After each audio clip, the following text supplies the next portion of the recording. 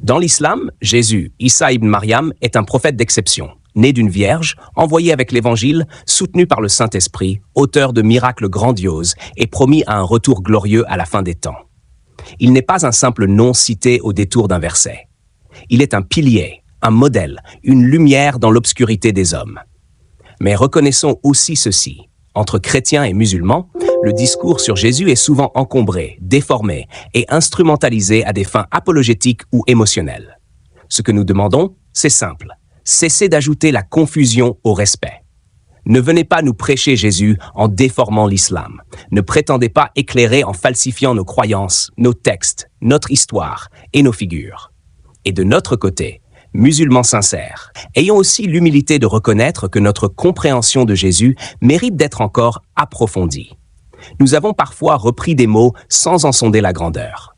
Il est temps d'ouvrir les textes, les esprits et de marcher dans la vérité. Première vérité. L'islam ne se construit pas contre Jésus. Il le prolonge. Le conférencier affirme que l'islam serait un système construit pour attaquer le christianisme. Il prétend que l'islam vient après et critique. En réalité, le Coran ne fait pas du Christ un adversaire, mais un serviteur de Dieu parmi les plus nobles. Et la critique porte non pas sur le Christ lui-même, mais sur ce que certaines doctrines en ont fait. Jésus est qualifié dans le Coran de Kalimatullah, parole de Dieu, Ruh Minu, esprit émanant de lui, Al-Masih, le Messie, né de la Vierge Marie, sans aucun père humain, sans péché, un fait absent chez le prophète Muhammad lui-même. Le Coran dit « Nous l'avons soutenu par l'esprit de sainteté ». Il est un signe pour les mondes, sourate 21.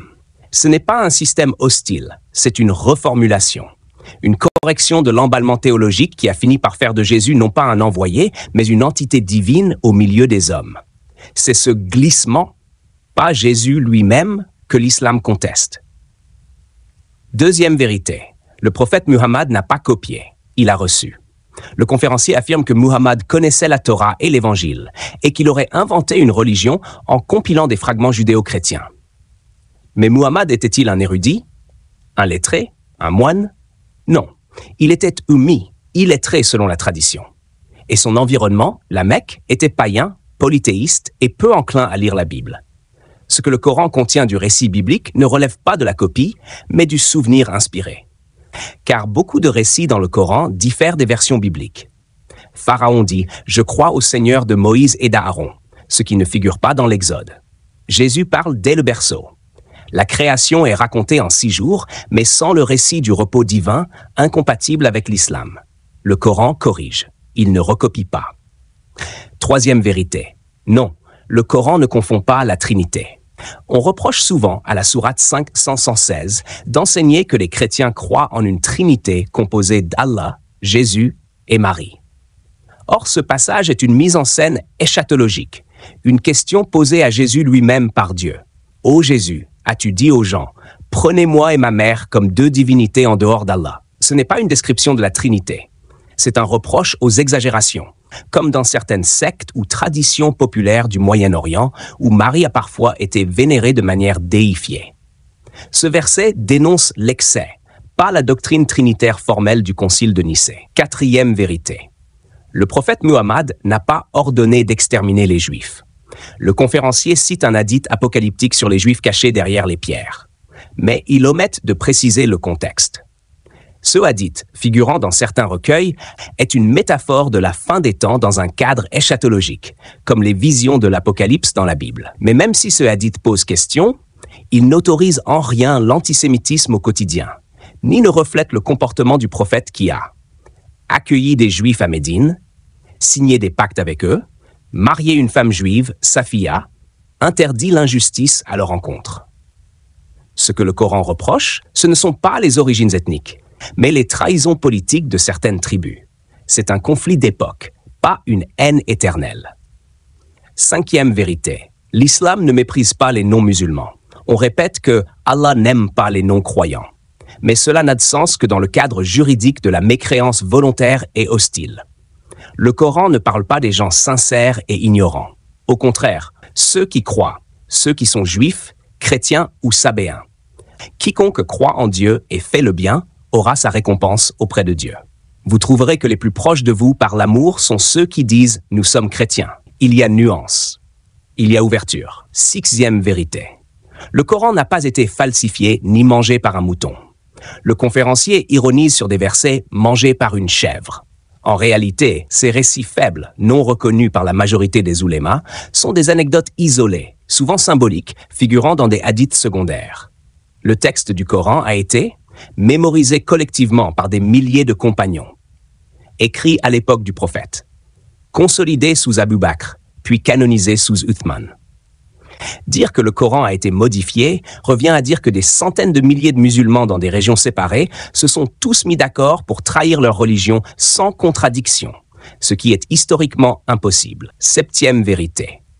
L'excellence du Coran ne dépend pas du goût littéraire occidental. L'orateur affirme que le Coran est le pire livre qu'il ait lu. C'est son droit, mais ce n'est pas un argument. Des générations de poètes arabes ont reconnu son rythme unique, son style elliptique, ses effets rhétoriques puissants et son poids émotionnel. Le défi coranique n'est pas « écrit quelque chose d'aussi beau ». Il est « produit une révélation qui éveille autant de cœurs, transforme autant d'âmes, résiste autant au temps et contient autant de sagesse condensée ». 8e vérité. Les miracles scientifiques du Coran ne sont pas des slogans. Il y a eu des exagérations. Oui, des prédicateurs ont mal interprété des versets. C'est vrai, mais cela n'invalide pas les faits. Exemple. L'embryologie dans la sourate 23, 12, 14, décrivant des phases successives de développement, fut saluée par des médecins comme Keith Moore.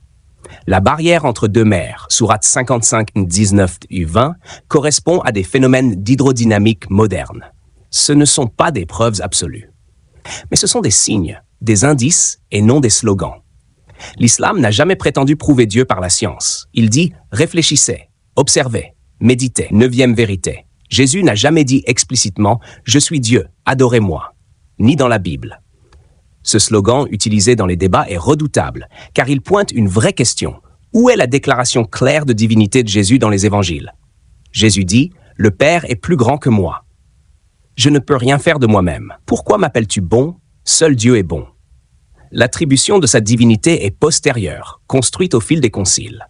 Le Coran, lui, revient à la source. Jésus, prophète pur, non divin, serviteur éminent. 10e vérité.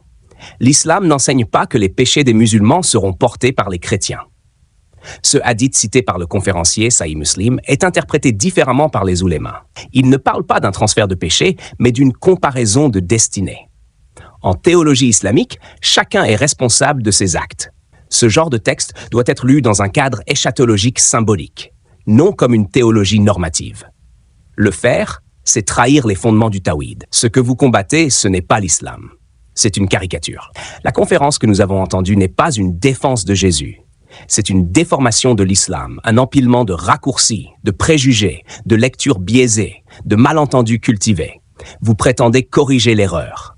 Mais vous commencez par la produire. Si votre foi en Jésus est authentique, alors commencez par l'écouter vraiment. Jésus ne vous a jamais demandé de haïr les autres. Il vous a dit « Heureux les artisans de paix ». Et la paix commence par la justice, la compréhension et l'honnêteté intellectuelle. Non, l'islam n'est pas l'antéchrist. Il faut le dire sans trembler. Accuser l'islam d'être l'antéchrist est une calomnie, une hérésie morale, un mensonge religieux.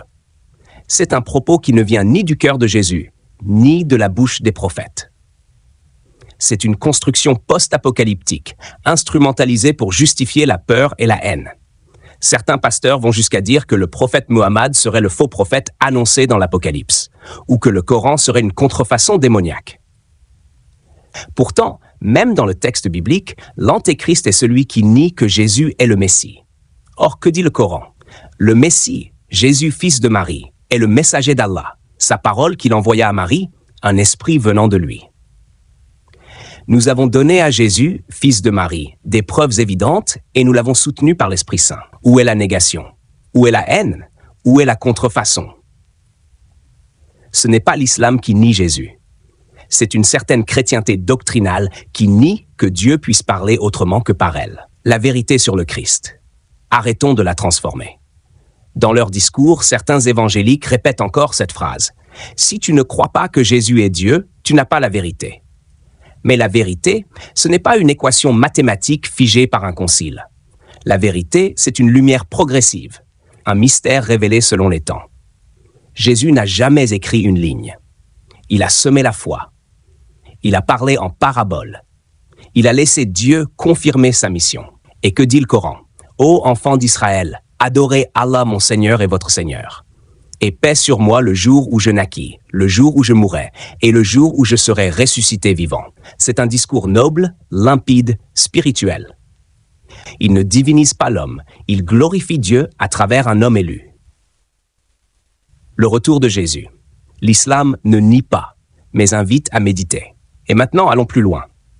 Car oui, le retour de Jésus est affirmé dans l'islam. Le prophète Muhammad, paix sur lui, a dit dans plusieurs hadiths authentiques: « Le fils de Marie redescendra parmi vous. Il jugera avec justice. Le monde a changé. Les mosquées et les églises sont à quelques mètres. Les musulmans et les chrétiens partagent des rues, des écoles, des marchés. Il n'est plus temps de s'accuser mutuellement d'hérésie ou de tromperie. Il est temps de dire « Oui, nous sommes différents. Oui, nos doctrines divergent. Mais oui aussi, nous croyons en l'amour de Dieu, en la justice divine, en la mission des prophètes, en la responsabilité de l'âme. Et si Jésus revient, ce sera pour unir dans la vérité, non pour diviser dans les étiquettes, ni contre Jésus, ni contre l'Église, mais pour Dieu seul. L'islam ne demande pas de haïr Jésus. Il commande de l'aimer. Il ne demande pas de rejeter Marie. Il honore sa chasteté. Il ne demande pas de brûler l'Évangile. Il en confirme l'origine céleste. Mais il rejette la déviation, la divinisation de l'humain, la falsification des récits, la manipulation des foules au nom de doctrines confuses. Alors non, l'islam n'est pas l'antéchrist. Non, Muhammad n'a pas détruit la foi. Il l'a redressée. Il a rappelé ce que tous les prophètes ont dit avant lui. Dieu est unique, sans égal, sans fils, sans idole.